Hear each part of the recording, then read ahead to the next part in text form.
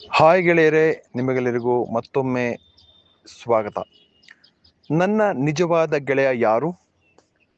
ನನ್ನೊಂದಿಗಿನ ನಾನು. ನನ್ನ ನಿಜವಾದ ಗೆಳೆಯ ಯಾರು? ಈ ಪ್ರಶ್ನೆಯನ್ನು ನಾನು ನನಗೆ ಕೇಳಿಕೊಳ್ಳಬೇಕು. ನನ್ನೊಂದಿಗೆ ಸದಾ ಇರುವಂತಹವರು ಯಾರು? ನನ್ನ ಸಂತೋಷದಲ್ಲಿ ಮಾತ್ರವಲ್ಲ, ನನ್ನ ನೋವಿನಲ್ಲೂ ನನ್ನ ಜೊತೆ ನಿಲ್ಲುವವರು ಯಾರು? ನನ್ನ ಯಶಸ್ಸನ್ನು ಮಾತ್ರವಲ್ಲ, ನನ್ನ ವೈಫಲ್ಯವನ್ನು ತಿಳಿದಿರುವಂತಹವರು ಯಾರು? ಅದು ನಾನೇ, ನನ್ನೊಳಗಿನ ನಾನೇ. ನಮ್ಮ ಜೀವನದಲ್ಲಿ ಹಲವರು ಬರುತ್ತಾರೆ. ಕೆಲವರು ನಮ್ಮನ್ನು ಪ್ರೋತ್ಸಾಹಿಸುತ್ತಾರೆ, ಕೆಲವರು ಟೀಕಿಸುತ್ತಾರೆ, ಕೆಲವರು ನಮ್ಮನ್ನು ಬಿಟ್ಟು ಹೋಗುತ್ತಾರೆ. ಆದರೆ ನಾವು ಎಲ್ಲಿಗೆ ಹೋದರೂ, ಯಾರೊಂದಿಗೆ ಇದ್ದರೂ, ಕೊನೆಯವರೆಗೆ ನಮ್ಮೊಂದಿಗೆ ಇರುವಂತಹ ವ್ಯಕ್ತಿ ನಾನು ಮಾತ್ರ. ಆದ್ದರಿಂದ ಇತರರೊಂದಿಗೆ ಮಾತನಾಡುವುದಕ್ಕಿಂತ ಮೊದಲು ನಮ್ಮೊಂದಿಗಿರುವ ನನ್ನೊಂದಿಗೆ ನಾನು ಮಾತನಾಡಬೇಕು. ಈ ಮಾತನಾಡುವುದನ್ನು ನಾನು ಕಲಿಯಬೇಕು. ನನ್ನ ತಪ್ಪೇನು, ನನ್ನ ಶಕ್ತಿ ಏನು, ನಾನು ಏನಾಗಬೇಕು, ನನ್ನ ಗುರಿ ಏನು, ಅದನ್ನು ಸಾಧಿಸಲು ನಾನು ಇಂದು ಏನು ಮಾಡಿದೆ ಎಂಬ ಪ್ರಶ್ನೆಗಳನ್ನು ಪ್ರತಿದಿನ ನಮಗೆ ಕೇಳಿಕೊಳ್ಳಬೇಕು. ಏಕೆಂದರೆ ನಮ್ಮ ತಪ್ಪುಗಳು ನಮಗೆ ಮಾತ್ರ ಗೊತ್ತಿರುತ್ತೆ. ನನ್ನ ಸಾಮರ್ಥ್ಯ ನನಗೆ ಮಾತ್ರ ಗೊತ್ತಿರುತ್ತೆ. ನನ್ನ ಕನಸುಗಳು ನನಗೆ ಗೊತ್ತು. ನನ್ನ ಗುರಿಯೂ ಸಹ ನನಗೆ ಗೊತ್ತು. ಹಾಗಿದ್ದಾಗ ನನ್ನ ಜೀವನವನ್ನು ಬದಲಾಯಿಸುವ ಜವಾಬ್ದಾರಿಯನ್ನು ಸಂಪೂರ್ಣವಾಗಿ ಬೇರೆಯವರ ಮೇಲೆ ಏಕೆ ಹಾಕಬೇಕು? ಮೊದಲು ನಾನು ಬದಲಾಗಬೇಕು, ಅವರು ಬದಲಾಗಬೇಕು, ಅವರು ನನ್ನನ್ನು ಬದಲಾಯಿಸಬೇಕು, ಅವರು ನನ್ನನ್ನು ಅರ್ಥ ಮಾಡಿಕೊಳ್ಳಬೇಕು, ಅವರು ನನಗೆ ಅವಕಾಶ ಕೊಡಬೇಕು, ಜಗತ್ತು ನನ್ನನ್ನು ಗುರುತಿಸಬೇಕು ಎಂದು ಕಾಯುತ್ತಾ ಕುಳಿತರೆ ಜೀವನ ಬದಲಾಗುವುದಿಲ್ಲ. ಜಗತ್ತು ಬದಲಾಗಬೇಕು ಎಂದು ಕೇಳುವ ಮೊದಲು ನಾನು ಬದಲಾಗಬೇಕು. ನನ್ನ ಆಲೋಚನೆ ಬದಲಾಗಬೇಕು, ನನ್ನ ಅಭ್ಯಾಸ ಬದಲಾಗಬೇಕು, ನನ್ನ ಸಮಯದ ಬಳಕೆ ಬದಲಾಗಬೇಕು, ನನ್ನ ಮಾತಿಗಿಂತ ನನ್ನ ಕೆಲಸ ದೊಡ್ಡದಾಗಬೇಕು. ಯಾಕೆಂದ್ರೆ ನಮ್ಮನ್ನು ಬದಲಾಯಿಸುವ ನಿಜವಾದ ಶಕ್ತಿ ನನ್ನೊಳಗೆ ಇದೆ.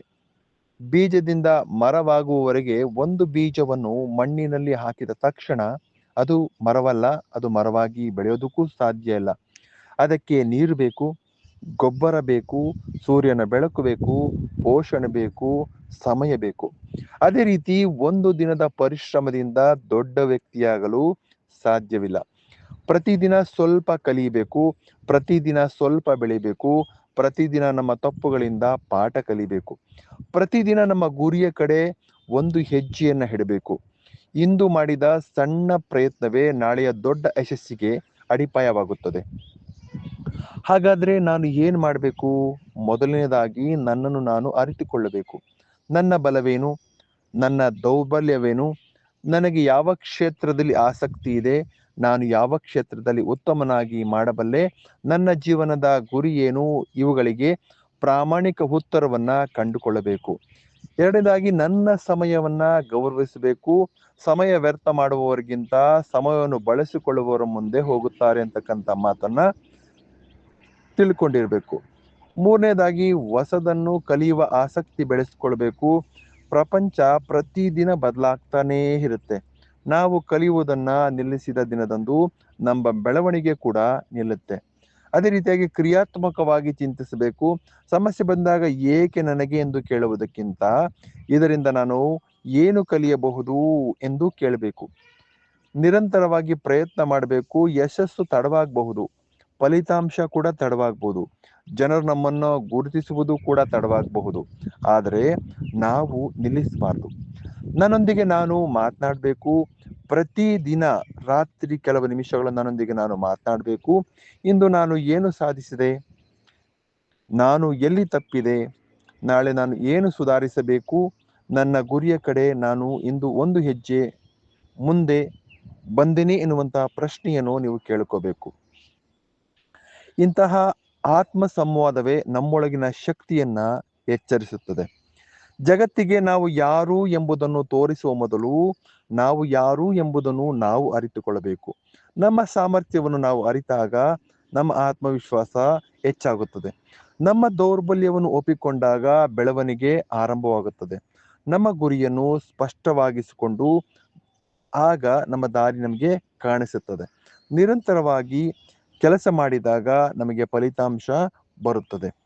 ಕೊನೆಯದಾಗಿ ಹೇಳೋದಾದರೆ, ನಿಮ್ಮ ಜೀವನವನ್ನು ಬದಲಾಯಿಸಲು ಯಾರಾದರೂ ಬರುವುದನ್ನು ಕಾಯಬೇಡಿ. ನಿಮ್ಮ ಜೀವನದ ನಾಯಕ ನೀವೇ. ನಿಮ್ಮ ನಿಜವಾದ ಗೆಳೆಯ ಕೂಡ ನೀವೇ. ನಿಮ್ಮ ನಿಜವಾದ ಶಕ್ತಿ ನಿಮ್ಮೊಳಗೆ ಇದೆ. ನಿಮ್ಮ ಭವಿಷ್ಯದ ಶಿಲ್ಪಿ ನೀವೇ. ಜಗತ್ತು ನೀನು ಯಾರು ಎಂದು ಕೇಳುವ ಮೊದಲು ನೀವು ನಿಮ್ಮನ್ನೇ ಕೇಳಿಕೊಳ್ಳಿ. ನಾನು ನಿಜವಾಗಿ ಯಾರು? ನಾನು ಏನಾಗಬೇಕು? ಇದಕ್ಕಾಗಿ ಇಂದು ನಾನು ಏನು ಮಾಡುತ್ತಿದ್ದೇನೆ? ಈ ಪ್ರಶ್ನೆಗೆ ಪ್ರತಿದಿನ ಪ್ರಾಮಾಣಿಕವಾಗಿ ಉತ್ತರಿಸುತ್ತಾ ನೀವು ಮುಂದೆ ಸಾಗಬೇಕು. ಒಂದು ದಿನ ಜಗತ್ತು ನಿಮ್ಮನ್ನ ಗುರುತಿಸುತ್ತೆ. ಆಗ ನಿಮ್ಮ ಪರಿಚಯವನ್ನ ನೀವು ಮಾಡಿಕೊಳ್ಳಬೇಕಾಗಿಲ್ಲ. ನಿಮ್ಮ ಸಾಧನೆಯೇ ನಿಮ್ಮ ಪರಿಚಯವಾಗಿರುತ್ತೆ. ಹೌದಾ ಗೆಳೆಯರೇ?